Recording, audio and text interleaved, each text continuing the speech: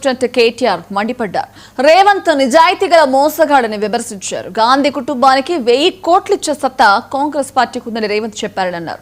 మరి 1000 కోట్లు ఇవ్వాలంటే పేదల గుడిసెలు కూల్చాలి కదా అని ఎద్దేవా చేశారు. ఎన్నికల ముందు ఇచ్చిన హామీలను నెరవేర్చలేదని కేటీఆర్ మండిపడ్డారు.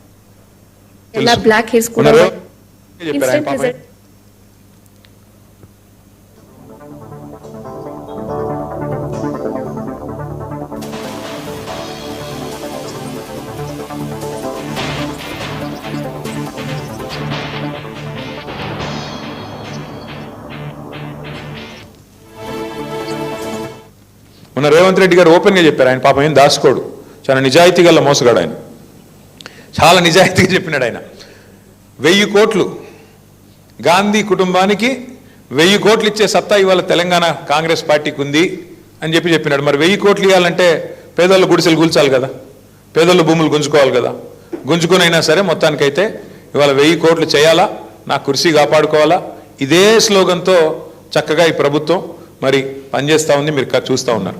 ఈ ఎన్నికల ముందు ఇచ్చిన హామీలు అయితే నేను చెప్పాల్సిన పని లేదు. ఏ ఒక్కరికి ప్రభుత్వం న్యాయం చేయాలి. 6 గ్యారెంటీలకేమో మంగళం పాడినారు, గోరి కట్టినారు. కాంగ్రెస్ వాళ్ళు మిమ్మల్ని 2 ఏళ్ళు ఇబ్బంది పెడతారు. ముందే చెప్తున్నాను నేను. అలంపూర్ ఐజా వాళ్ళు కౌన్సిలర్లు మీరు గుర్తుపెట్టుకోండి, 2 ఏళ్ళు ఇబ్బంది ఉంటుంది. కానీ సినిమాల్లో కదా లాస్ట్ హీరో వచ్చినట్టు మళ్ళీ కేసీఆర్ గారు 2 ఏళ్లలో వచ్చేస్తాడు. లేక 3 ఏళ్ళు మళ్ళీ మీరు లాస్ట్ టర్మ్ మాత్రం, last part of your term అంటే చివరి దశ 3 ఏళ్ళు మాత్రం బాగుంటుంది. ఇంటర్వెల్కి ముందంతా వాళ్ళు, ఇంటర్వెల్ తర్వాత మనం, ఇంటర్వెల్ తర్వాత అంతా మళ్ళీ మన స్టోరీ స్టార్ట్ అవుతుంది. ఇంటర్వెల్ దాకా ఏముంటాయి, కష్టాలు ఉంటాయి కదా, అవి కొన్ని ఉంటాయి. ఇంకా మీకు ఫోన్లు వస్తాయి, ఇంకా అని వచ్చేయండి మీరు వచ్చేయండి కాంగ్రెస్లోకి, ఏం చేస్తారు మీరు ఆడుండి, అభివృద్ధి చేస్తాం, గడిది గుడ్డు చేస్తామని చెప్తారు. అభివృద్ధి లేదు, ఏమీ లేదు. వాళ్ళు